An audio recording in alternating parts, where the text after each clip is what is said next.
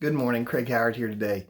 It's a little too wet outside to do this devotional out there today, so I'm inside.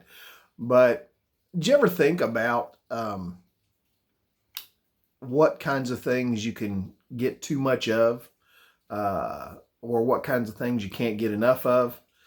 Some people would say that you can't get enough money, that there's always a possibility for more. Howard Hughes, when he was alive, was one of the wealthiest men in the world.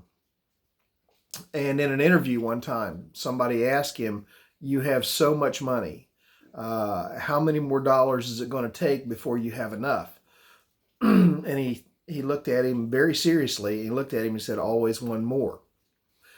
Um, there's a lot of things we can't get enough of. I personally am not sure I could get enough chocolate chip cookies, although I suppose I could.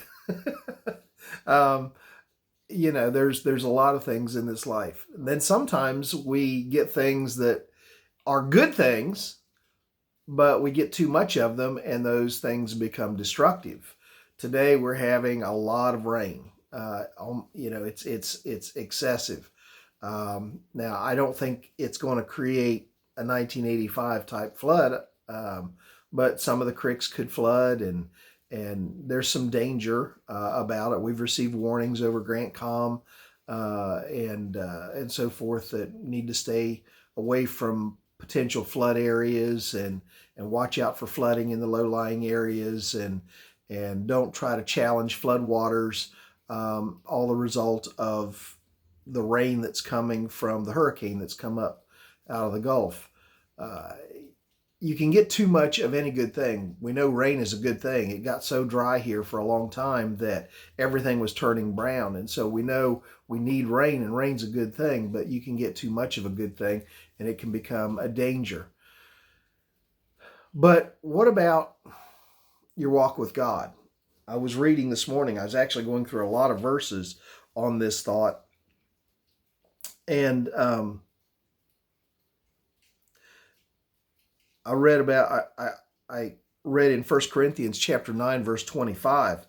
It says, "Let every athlete exercise self-control in all things." Now, he's comparing the Christian walk, he's comparing the Christian life, the Christian race, so to speak, with an athlete's preparation. And he says an athlete chooses to exercise self-control in all things, and they do it. He says they do it to receive a perishable wreath. The winners used to get a wreath around their head, and he said they do it to receive this perishable wreath. But we, an imperishable one. In other words, what we're receiving from God is an imperishable reward, and that reward, of course, is heaven and our relationship with God. But he said, isn't it strange that these athletes will temper themselves, and even if it's a good thing, they won't let that good thing they won't take that good thing to an extreme where it becomes a bad thing, where it becomes a negative thing. I was talking to a pastor yesterday, and he was talking about how many good things have crowded into the church and drawn people away from the church. And he was frustrated. He was speaking, he was very frustrated. He says, we have all these things that are drawing people away from their walk with God and drawing people away from the church, and they're good things in and of themselves, but they've been taken to an extreme. And this extreme position, this way that this thing that we've gone to as an extreme thing, has pulled us away from our walk with God. And he said, even an athlete understands they need to temper things. They need to limit things. They need to exercise control if they're going to win this reward. And we as Christians need to realize that sometimes we have to exercise self-control, even over the good things, if we're going to have the reward of the walk with God that we want to have with Him. It's a thought for today on this very rainy day.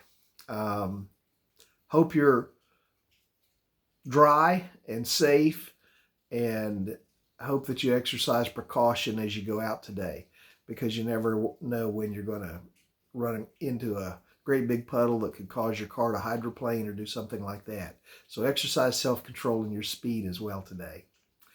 Anyhow, hope you have a great day. Hope it's a day filled with blessing.